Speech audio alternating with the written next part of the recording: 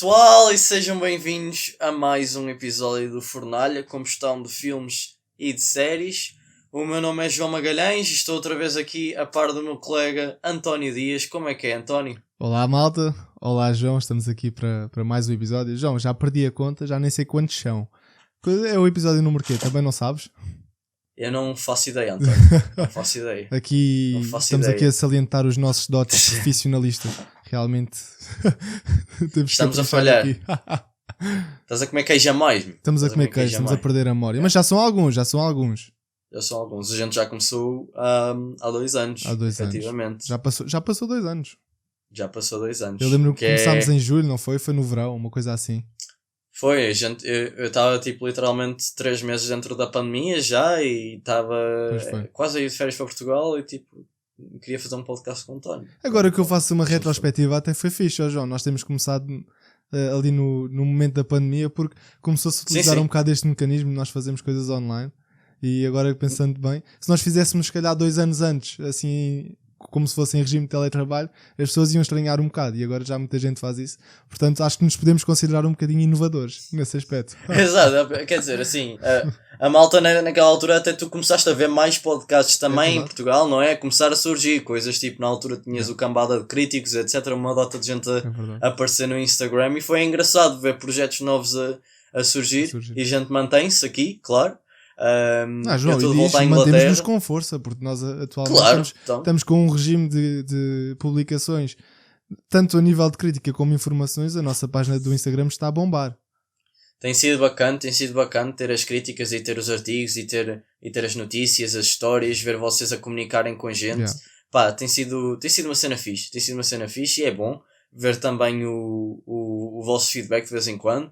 E pronto, e agora também aqui nos podcasts, relembrando aquilo que estamos a ver, relembrando aquilo que vocês querem que a gente fale e também falando aqui um bocodinho das notícias do dia, por assim dizer. João, estás a falar bem, pá. Vou-te deixar continuar, estás a falar bem. Inicia aí o assunto. Vais-me deixar continuar. Olha, é assim. Tu já estás com fogo, vou-te deixar continuar com o fogo. Estou de volta à Inglaterra agora, pronto, estou a viver numa cidade nova. Malta, entre nós, o João agora parece que vive ao pé do cinema. Literalmente, é só descer a rua e está no cinema. Por acaso é mais ou menos assim. Não, tenho visto alguns filmes e tenho feito alguns trabalhos, pronto, etc. Mas vi também bastante televisão e honestamente acho que consegui terminar uma série chamada The White Lotus. Foi muito engraçado. É uma série que tem sim uma dinâmica bastante esquisita, tipo, tem um clima bué de estranho. Mas é curtida, é tipo tudo a passada dentro do mesmo hotel. E acho que é uma série, pronto, ganhou minissérie agora no Emmy que passou. Tivemos também os Emmys. Nós partilhámos também na nossa página do Instagram. É verdade. Pronto, e foi assim uns Emmys. Epá, já estou farto de ver Succession a ganhar. Não sei se o facto de Better Call Saul não levar nada é estranho. Eu sei que eles querem concorrer para o ano, mas eu digo aqui no podcast, a série é muito boa, a série não vai deixar de ser muito boa. Mas assim como existe uma série muito boa que saiu este ano, para o ano vai sair uma concorrência que vai ser competitivo e as pessoas vão se esquecer, porque tipo, a malta não vai estar a falar mais sobre o Better Call Saul para o ano, por muito que a série seja boa.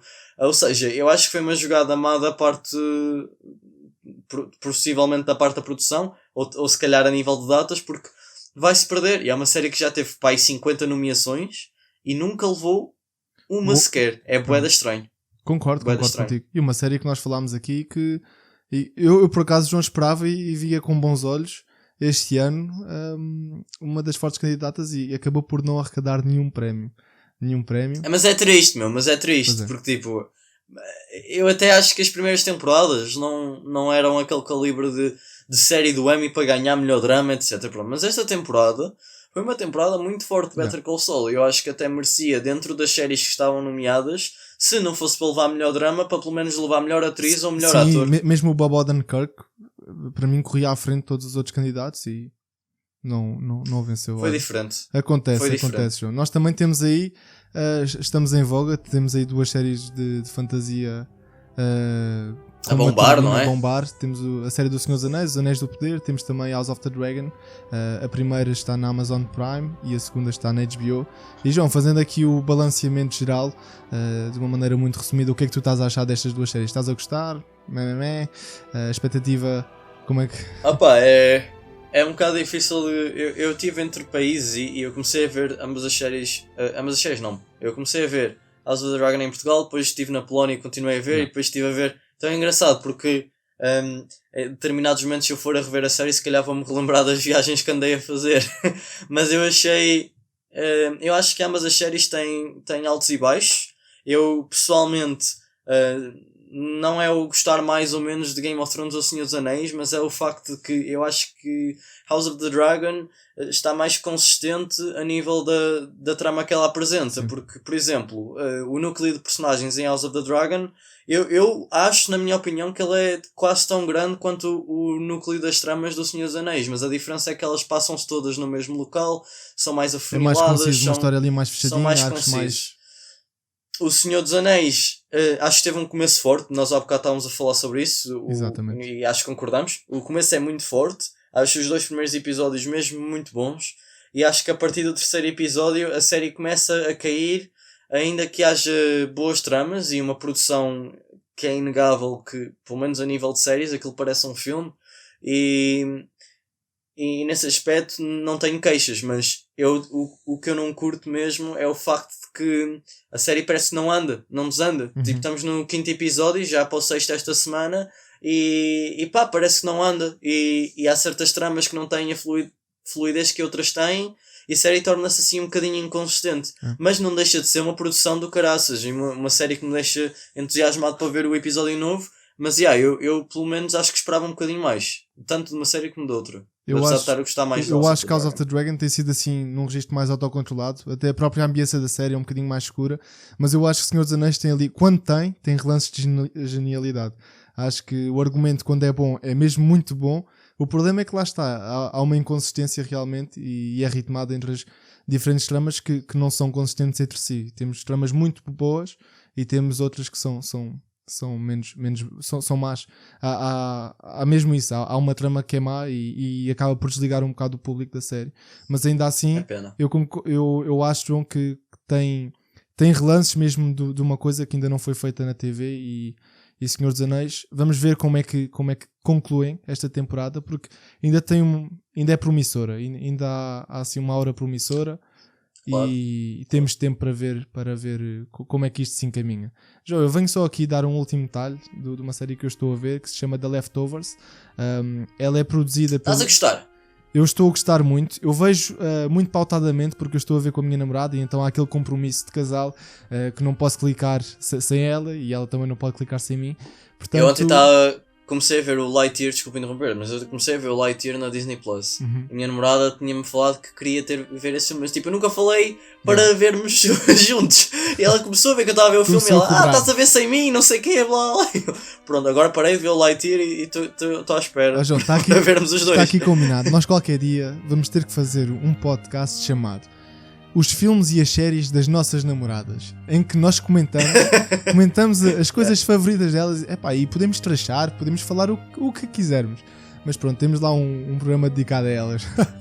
Combinado, acho que vai ser castiço. Também acho que é castiço. Mas ainda falando de Leftovers, é ali feita pelo gajo que fez o Lost, o Damon Lindelof. Eu acho que é assim que o gajo se chama, e eu estou a gostar muito, mas o que estava a dizer é, eu vejo com algum tempo de espera em cada episódio, mas isso até é bom, porque é uma série que precisa ali da diluição do teu pensamento, precisas de pensar um bocadinho aquilo que assististe, e como é uma série assim muito profética, assim com uma aura um bocadinho, não sei explicar, mas pronto, é meio dúbia naquilo que retrata. Tu tens que pensar mesmo para perceber o que é que está a acontecer, e mesmo que chegues à conclusão que não estás a perceber nada, tu consegues te sentir engajado. Por isso a série é mesmo forte, porque tanto a nível visual como a nível de construção de ambiente é mesmo muito fixe. Eu recomendo.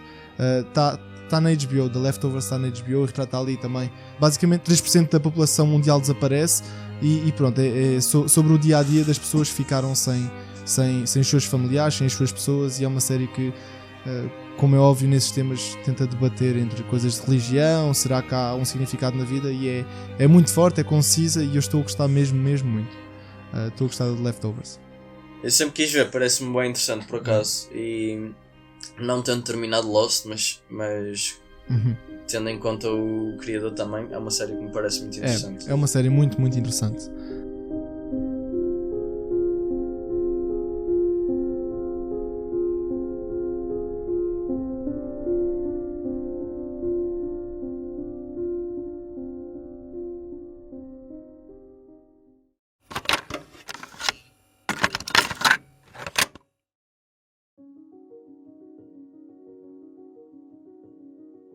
Pois é, António, pronto. Olha, nós hoje vamos falar sobre aqui um filme que não é novo, também não é velho, pronto, que é mesmo não, assim. Não. Mas. E não está velho. E não está velho, também essa é outra, pronto. E, não é novo, pronto, não é velho, nem está velho. Exatamente. É um filme que saiu. Eu ainda não tinha feito 9 anos na altura, era em 2009, eu fiz anos no final do ano, fiz 9 anos, tinha 8 anos quando o filme saiu. E estou a falar do Avatar, do James Cameron. E o Avatar do James Cameron é um filme que, por alguma razão, não sei porquê, parece estar relegado a um filme que saiu há uma data de anos e já ninguém quer saber. E eu não percebo o porquê desse comentário, apesar de eu, por muito tempo, ter uma opinião balanceada sobre o filme. Pronto. E é um filme que, quando saiu, eu lembro-me, penso que estava no 4º ano de escolaridade, pronto, e era novo, como já disse.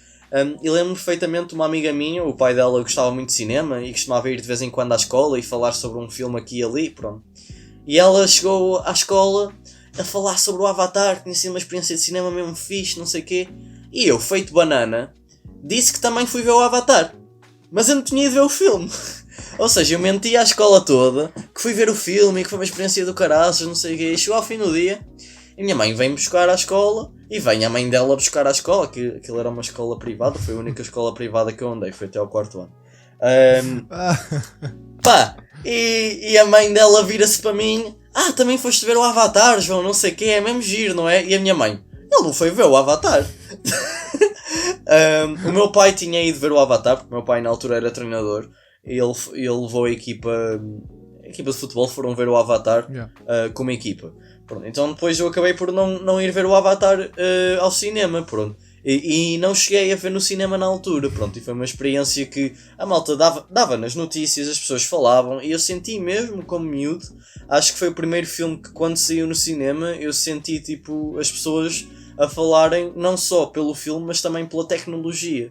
E foi dos primeiros filmes que se calhar eu comecei a perceber-me da cena do impacto da tecnologia no filme. João, eu também acho que é por causa exatamente disso que o filme acabou por ser um bocado renegado ao longo dos anos. Restringir-se somente como um filme tecnologicamente inovador. E eu acho que o filme é muito mais que isso. Eu fiz agora aqui uma revisão daquilo que tu disseste em relação a ti, parece que está renegado assim, parece que é um filme que desapareceu ao longo dos anos. Eu acho que exatamente por causa disso, porque houveram várias críticas que foram feitas, para mim erroneamente, porque eu acho que o filme se sustenta muito bem. Eu, como tu, eu também não fui ver o filme ao cinema quando eu era miúdo. Eu lembro-me de toda a gente falar, eu tinha os meus amigos todos perdidos e lembro-me exatamente na data que Avatar saiu, que pegou todas as idades. É que era desde adultos, desde crianças, era pessoas de média idade, todas as pessoas falavam do filme e na altura foi um sucesso. Não é à toa que ainda é o filme com a maior bilheteira de todos os tempos do cinema. Ele ainda sim. Não é? Ele houve ali uns meses que perdeu contra o Endgame, mas ele depois foi relançado na China e a China injetou ali uma data de dinheiro, as pessoas foram ver e nós podemos falar sobre isso mesmo, já que o filme está de volta aos cinemas. A mim parece-me que é muito mais uma jogada de marketing por parte da Disney deste relançamento para dar assim uma lembrançazinha para projetar este segundo filme que vai sair em dezembro.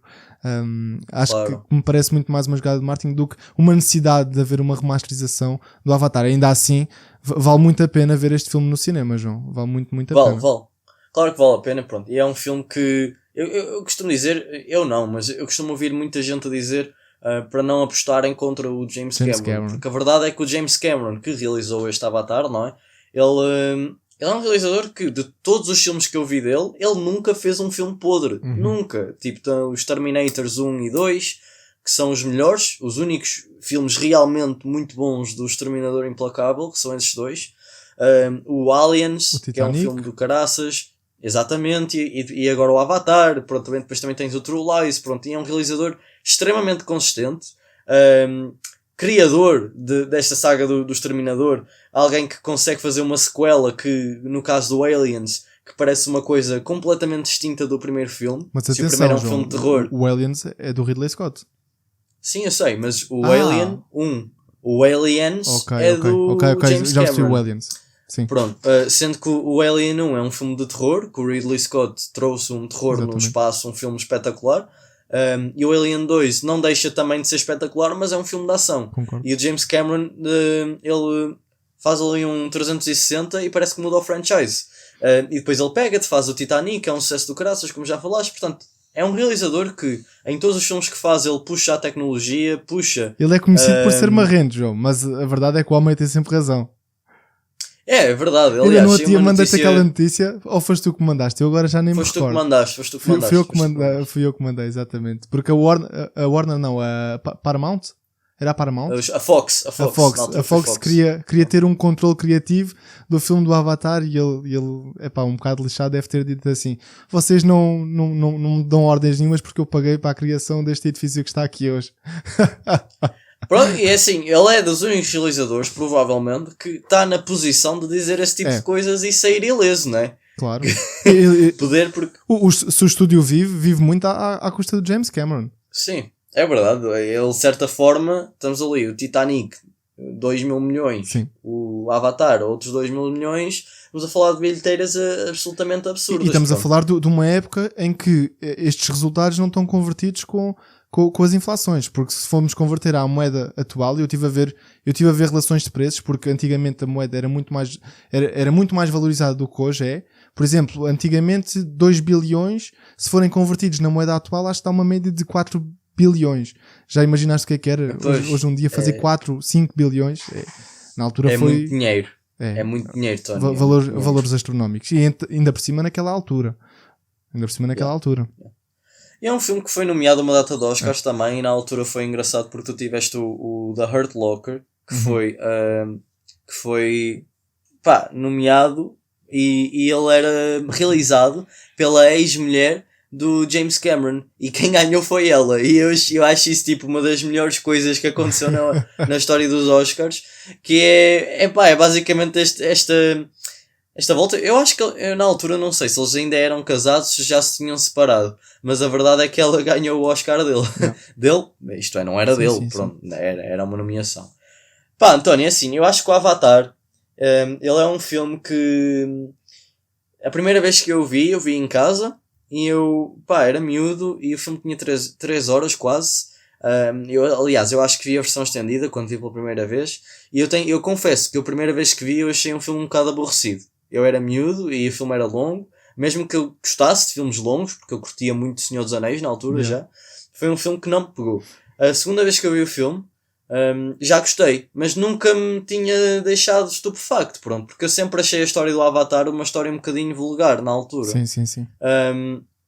Esta experiência que eu tive com o Avatar no cinema foi a melhor experiência que eu tive de sempre com o Avatar. Acho que é um filme que a experiência do cinema, de veres o filme no cinema, vale o seu bilhete. Vale o bilhete. E foi a única vez. E eu acho que é porque provavelmente estou mais velho e efetivamente já tenho 21 anos e vejo o filme de forma diferente. E a verdade é que eu sinto falta de filmes como o Avatar, que é um filme que, apesar do argumento ser um argumento clichê, porque é clichê, tipo, não me venham dizer que não é, porque é, tipo, é a pura história de encontrar uma sociedade nova que está a ser ameaçada pelo inimigo e que, na verdade, eles é que são os afetados, e a destruição da natureza, pronto, que são temas que já foram comentados em outros filmes. João, o gancho aqui é, apesar de ser uma história bastante vulgar, bastante rodada, é um filme que tem uma sensibilidade incrível, eu acho. Na maneira como aborda os temas, na maneira como nos mostra, como nos faz sentir. Nós acreditamos que aquele planeta existe. E é uma coisa que o James Cameron consegue muito, muito bem. Ele consegue fazer-nos acreditar que existe ali um planeta novo, Pandora. E faz-nos acreditar que eles têm uma cultura, têm uma mitologia. Faz-nos acreditar que existe aquele Deus. E parece que todo aquele mundo entra nos nossos olhos e nós ficamos estupefactos. E o cinema é isso, é nós acreditarmos que existe ali alguma coisa que não é real. Exatamente, e que o James Cameron faz real. É realmente uma coisa muito poderosa e visualmente tu entras no cinema com uma tela à frente dos teus olhos e tu sentes completamente imerso naquela história. É tudo muito bonito, as cores são demasiado vivas. Há plantas, há animais, há uma história que, apesar de ser muito tematizada em diversos filmes, é super sensível e faz-te acreditar naquilo. É realmente e porque é que a história resulta melhor? Lá está, essa própria sensibilidade é o perder tempo para te apresentar as coisas, mas não é o perder tempo e apresentar-te as coisas de uma forma banal, estás a perceber? Há ali um senso de descoberta de um mundo que tem camadas, percebes? Tipo, exatamente. Sendo os animais, a forma como os Na'vi se comportam em relação a certos animais, qual é que é a cultura deles, a forma como eles abraçam a natureza e têm isso mesmo como quase um certo culto e religião. E faz-nos, não de uma maneira completamente direta, faz-nos uma transição e traz-nos uma memória em relação àquilo que foi um planeta nosso anteriormente. Nós estamos ali num planeta, estamos num futuro. O futuro não é próximo, cerca de 100 anos depois, não é? Uma coisa assim, eu não me lembro. Mas traz-nos uma natureza do mundo que já tivemos, o mundo anteriormente à indústria. E eu acho que esses pontos também acabam por jogar na nossa mentalidade e acabamos-nos por perceber que realmente as criaturas mais belas não são aquelas que são industrializadas, não são aquelas que são vindas de tecnologias, são realmente os seres mais puros. Eu acho que este filme também tem este alerta. É uma grande metáfora porque, apesar de se servir da tecnologia para criar toda esta atmosfera, ele traz-nos à memória que o que realmente importa é a natureza e estarmos em contacto uns com os outros, em harmonia.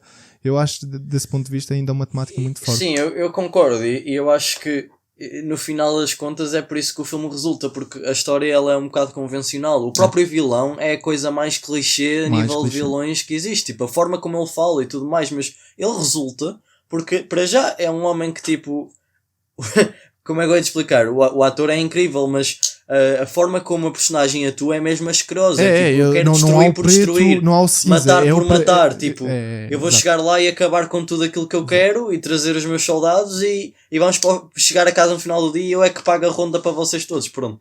É o típico vilão, mas como tu sentes tanto pela natureza que o filme perde para a metade do filme a apresentar e perde introduz essas regras de forma tão bonita e tens mesmo esse deslumbre, eu acho que o filme resulta muito bem e resulta também da perspectiva de alguém, de um protagonista que o protagonista é muito forte, eu acho, mais afastado dessas regras do universo, porque ele não era suposto lá estar, era suposto ser o irmão, ele não teve o treino, ele não consegue caminhar e o facto de ele não conseguir caminhar e ser transposto para um corpo que consegue já transpõe para nós um senso de descoberta também ao acompanhar este ponto de vista e depois ele a atravessar Pandora e a conhecer o mundo do ponto de vista de alguém que não ouviu falar sobre isto nunca, é um protagonista muito mais interessante nessa perspectiva. E a sequência inicial é excelente quando ele começa a perceber-se que as pernas dele começam a mexer-se e ele vê a ponta dos dedos a mexer-se e tu vês no olhar daquele protagonista,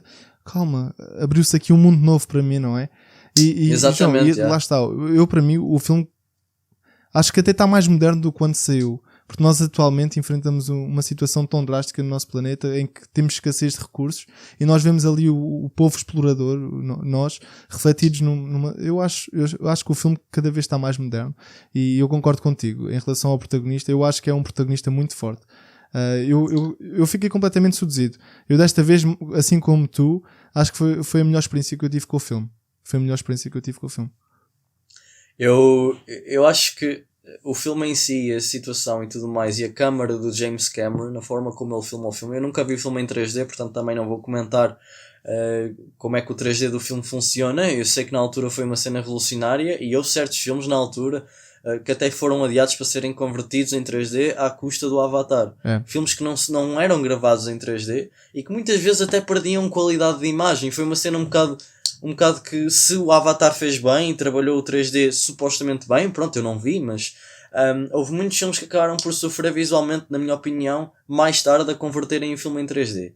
Eu acho que o Avatar funciona muito bem de uma perspectiva visual, de uma perspectiva de história que é ainda convencional. A realização do filme e o ritmo do filme permitem introduzir um mundo novo, que é muito rico, e eu pessoalmente apaixonei-me pelo filme nesse sentido, pela natureza, pela forma como as criaturas se envolvem.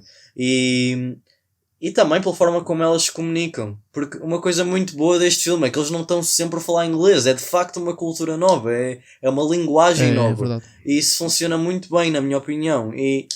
E há muito cinema de blockbuster a ser feito hoje em dia, que são para aí 35 filmes, às vezes das mesmas produtoras, a serem feitos por ano, serem esmiuçados. E este filme, demorou algum tempo a fazer. Entre o Titanic e o Avatar foi ali um gap enormíssimo. Acho que o Titanic saiu quando? 97, 96? É um gap o Avatar de 15 anos, por volta disso. Pois, lá está. É um filme que demorou a ser feito. Este segundo também demorou imenso tempo a ser feito. E temos de dizer, de certeza, que é o projeto de vida do James Cameron.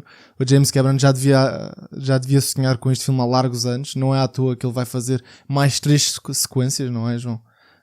Tu vês que há aqui mesmo um investimento total. São 5 filmes. Em relação a esta portanto, vão sair mais 4. Mas o engraçado é que o segundo e o terceiro ele vai realizar, o quarto e o quinto ele não tem a certeza se vai ser ele a realizar. Pois, não sabemos se ele ainda cá está. Isso também é verdade. Isso também é verdade. Eu não sei quanto a ti, mas eu sinto falta deste tipo de filmes. Sim. Porque é um filme que eu estava no cinema e eu já vi o filme, eu sabia como é que acabava, apesar de não ver o filme há algum tempo já. E eu sentia-me ali investido mesmo na história. E tem o peso, João, tipo tem uma mentalidade de um novo mundo, os planos são abertos, há uma conquista mesmo dos cenários, o espectador sente-se ali imerso. É um filme como poucos conseguiram fazer. Por exemplo, nós tivemos ali grandes filmes épicos e eu acho que o épico mais recente que nós tivemos foi exatamente o Avatar, que apesar de ser tudo ficcional, todos aqueles avatares foram fruto de CGI, nós acreditamos mesmo que aquilo se trata de um mundo grande. Eu acho que falta realmente filmes blockbusters, que apesar...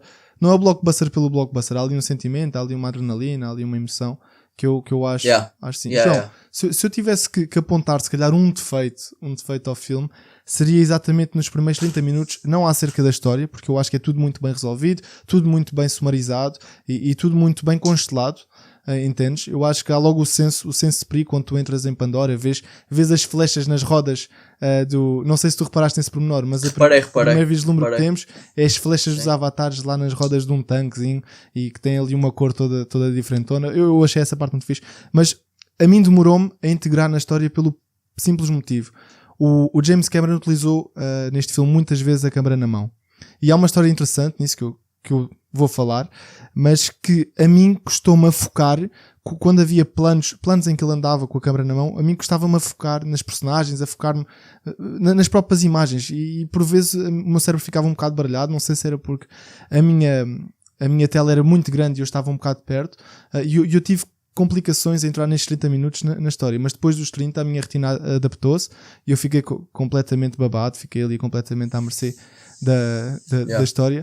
E o que eu estou a dizer isto porquê? Porque eu fiz aqui o meu trabalho de casa e eu suponho que esta seja a razão, porque, como tu disseste, os filmes, houve uma altura que faziam muitas vezes a conversão do 2D para 3D.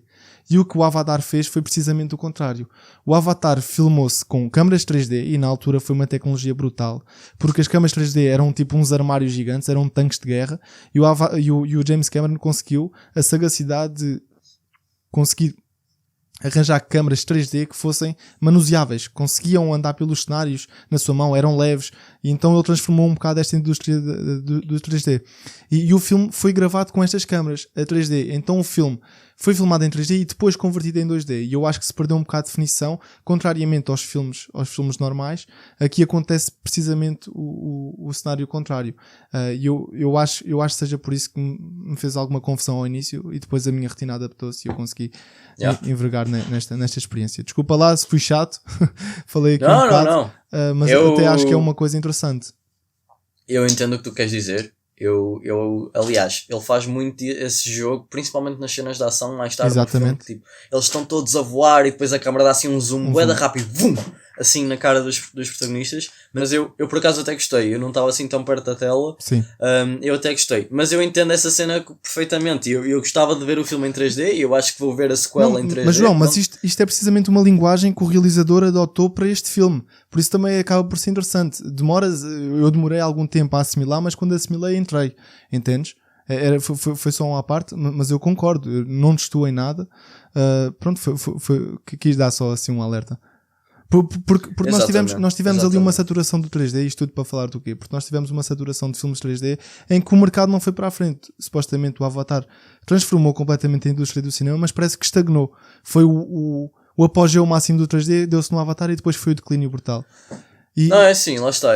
Eu não vi, mas o que aconteceu de facto foi isso. Tu viste muitos filmes do nada a serem convertidos para 3D, que nem sequer tinham sido pensados para 3D. Exatamente. E tudo por uma questão comercial de trazer as pessoas e olha, o filme está em 3D. Eu lembro que na altura o Up da Pixar não é um filme 3D. Foi o primeiro filme que eu vi em 3D. E tipo, tu vais ver o filme ao cinema, o 3D, ele não está lá para nada. A única coisa que lá está para 3D é tipo uma pequena cena de que tem alguma profundidade. Mas tipo, não é um filme de 3D. João, e qual é a grande diferença de se filmar em 3D e passar-se depois para 2D ou de se filmar em 2D e passar-se por 3D?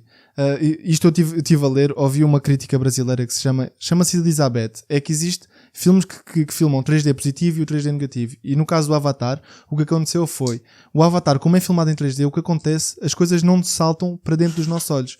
As coisas afastam-se dos nossos olhos. Ou seja, os detalhes que depois criam campos de profundidade, o que acontece é que esses detalhes vão para trás do eixo central da tela. E o que acontece na maior parte dos filmes, dos que não são gravados em 3D, é que as coisas saltam para os nossos olhos, vêm em direção a nós e torna-se tudo um bocado desfocado e às vezes baralha-nos um bocado o cérebro, e isso acontecia muitas vezes. E eu parei de ver filmes 3D em 3 dimensões precisamente por causa disso. Porque eu às vezes não conseguia assimilar tudo o que estava a acontecer e ficava um bocado confuso e as coisas não pareciam nítidas e pronto, este é o efeito colateral que tem realmente.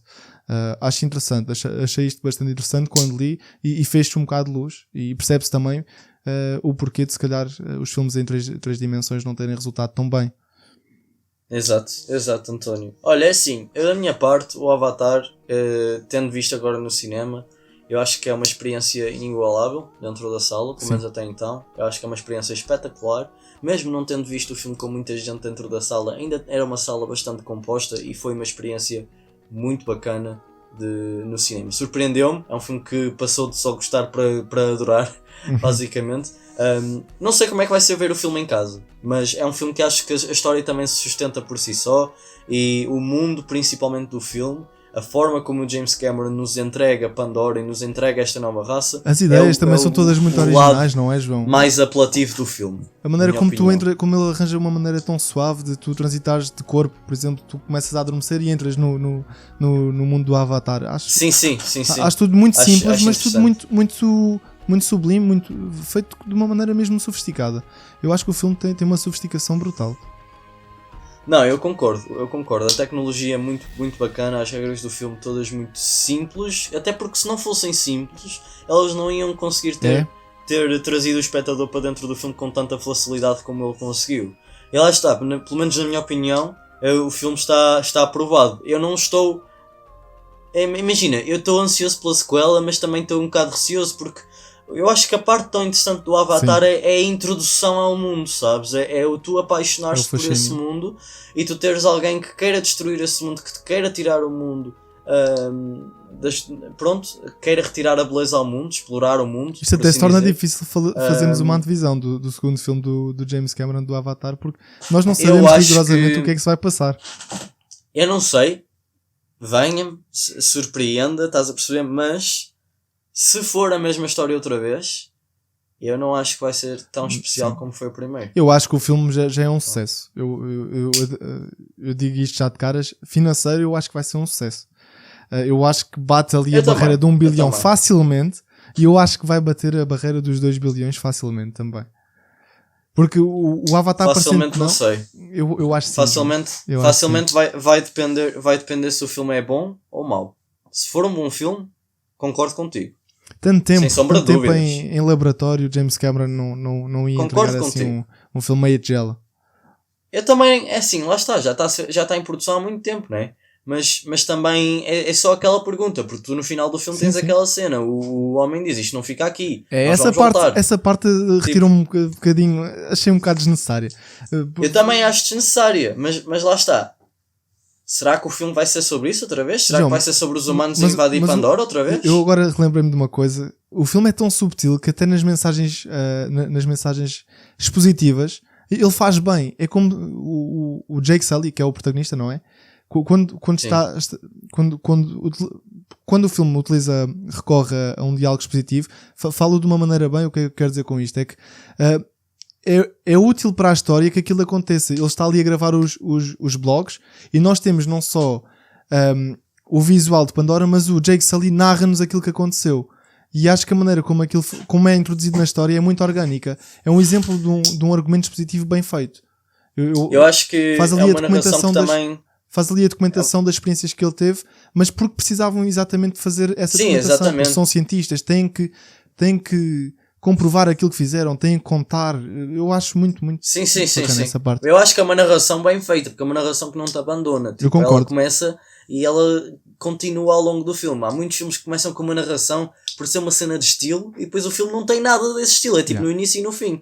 Eu odeio quando isso acontece. Eu gosto de filmes com narração. Dão assim uma empolgação. Eu gosto, mano. Mas eles têm que ter a narração. Para mim, pronto. Isto é para mim. É um gosto pessoal. Eu acho que se o filme tem narração, então abraça o facto que tens narração. A narração tem que voltar. Durante o filme, não é só no final. Pronto, no The Batman tivemos um problema em relação a isso, um problemazinho, vá. É que o filme começa com muita narração, lá para meio perde-se a narração toda e no final retoma ali um bocadinho a narração.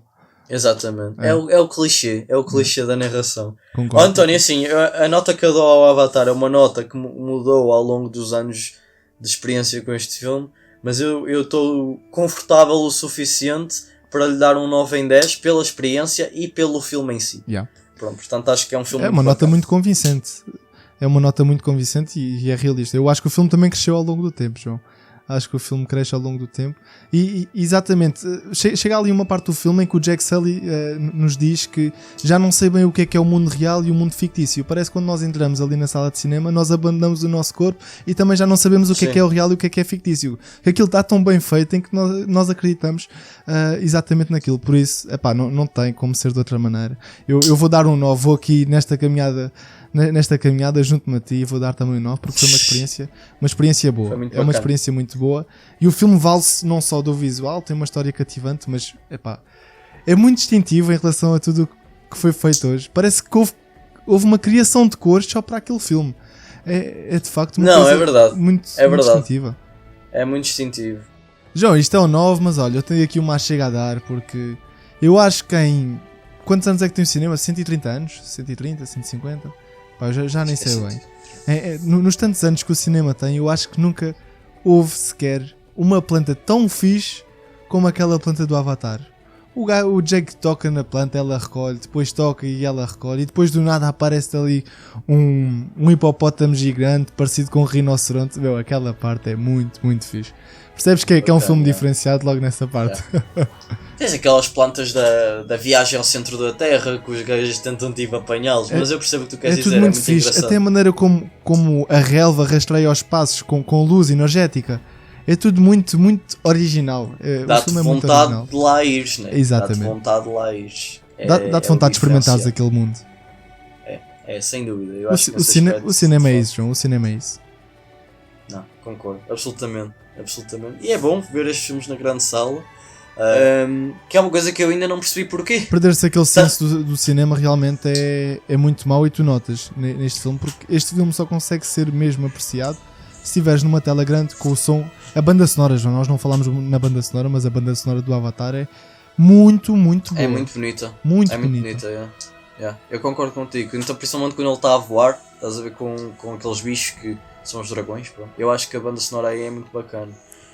E eu acho que, lá está, é só para pensar o quanto, quando eu vi o Avatar e vi na sala de cinema, que não vi na altura na sala de cinema quando tinha 9 anos, mesmo assim ele remete-me para um tempo em que saíam filmes grandes, filmes diferentes, diferenciados, sagas que não era só a Marvel e DC, punham-te Piratas das Caraíbas, punham-te ali um Senhor dos Anéis, punham-te filmes com um nível de épico que era completamente diferente. E não estou a dizer que não hajam filmes desse género, há grandes experiências, eu tive o Avengers Endgame, mas são mais... há uma escassez, de certa forma, de ter esses filmes que eu entro e que são nesse nível de produção, porque há muitas boas e espetaculares produções de baixo orçamento. Eu não vou dizer que não há, e há muito filme desse género a trazer coisas espetaculares para o cinema. E não estou a dizer que não gosto dos filmes da Marvel, que não gosto dos filmes da DC. Gosto, adoro, mas o que o Avatar fez é diferenciado. O facto de tu ires ver um filme do Avatar que saiu em 2009 e a cinematografia do filme ser, de certa forma, ainda mais atual do que muitos filmes que estão a sair em 2022, para mim é um retrocesso. Porque eu vou ver os filmes da Marvel, quase todos que estão a sair este ano, e eles parecem, muitas vezes, espremidos ali para terem uma identidade visual que não existe. Estás a perceber? João, e este relançamento no cinema acho que consolidou ainda mais a opinião que já era, de certa maneira geral, é que o Avatar para já é um moderno clássico. Eu acho que podemos todos chegar a este consenso, é um moderno clássico, mas que foi o último grande filme épico a sair no cinema. Nós tivemos ali a trilogia do Hobbit. O primeiro filme, ok, mas não tem a escala de tu acreditares que isto é monumental. Tivemos ali a trilogia do Planeta dos Macacos, tivemos a saga da Marvel, mas eu acho que não alcança este escopo, esta grandiosidade, porque isto parece mesmo que é um ambiente gigante. E eu por vezes nos filmes da Marvel não sinto que seja um ambiente gigante.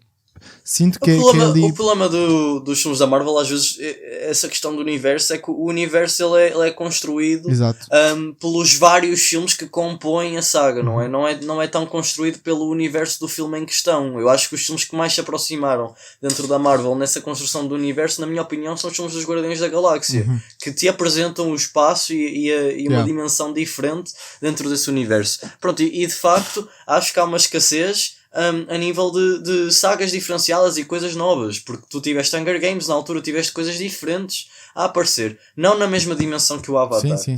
mas que com mais opções de escolha e mais entrega e oferta no cinema, e as pessoas iam ver.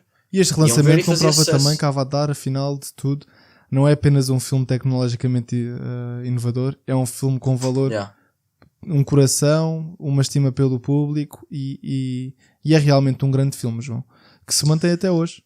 Vamos ver se a sequela está no mesmo nível ou se não. Eu Nós vamos estar aqui a fazer do cobertura. que vi nos créditos. Eu acho que os avatares, eu já falei contigo e eu sei que os avatares estão um bocadinho diferentes. Estão um bocado mais feios.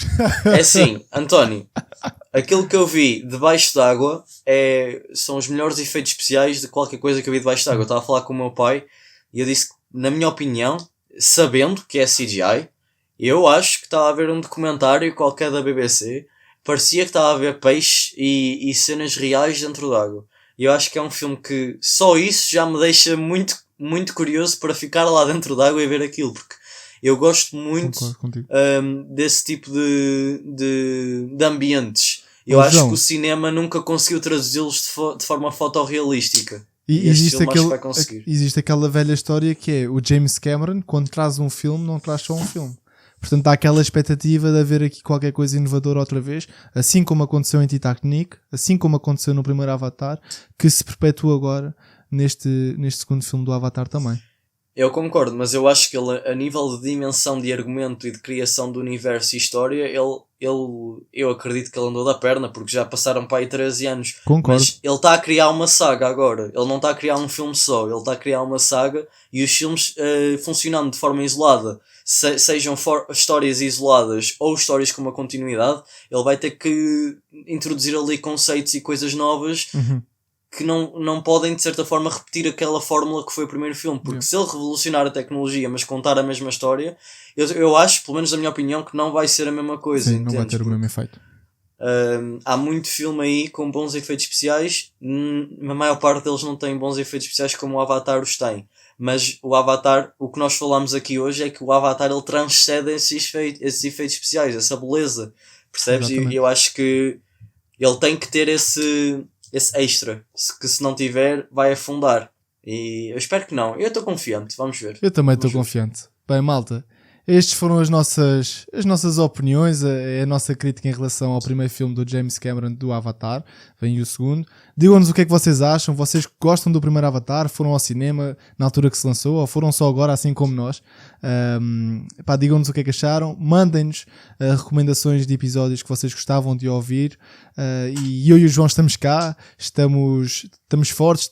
Temos lançado várias coisas. Portanto, passem também lá na nossa página do Instagram, que está bastante intensa. Bastante ativa. E nós a seguir agora vamos ainda tirar uma fotozinha para publicar lá. E vocês daqui cerca de 4 dias, se calhar 4 dias, que é o que demora aqui no retratamento da edição deste episódio. Vamos lançar este episódio. Bem, João, eu fiz aqui uma cronologia de tempo, espaço, de futuro, presente. A malta ficou aí confusa, portanto, estas são as nossas despedidas, malta. Em breve um novo episódio, pessoal, a gente está aqui e pronto, vamos acompanhando os novos lançamentos, fazendo trabalhos especiais e para vocês. Portanto, malta, comentem, deixem o vosso comentário, sigam as nossas redes sociais, vão ao nosso Spotify. Está bonito. E estamos nos pods. Com estilo. Exatamente, isso é uma cena. Vocês ainda vão a tempo de votar nos pods, que é um festival de podcasts. A gente inscreveu-se há pouco tempo. Pronto, e há um prémio que é o prémio do público. Pronto, malta, e seria um grande prazer ter o vosso voto, o vosso contributo para o nosso sucesso. É isso. João, manda a tua frase de efeito. Vamos aí deixar uma musiquinha bonita. Soltou DJ. Tchau, malta. Tchau.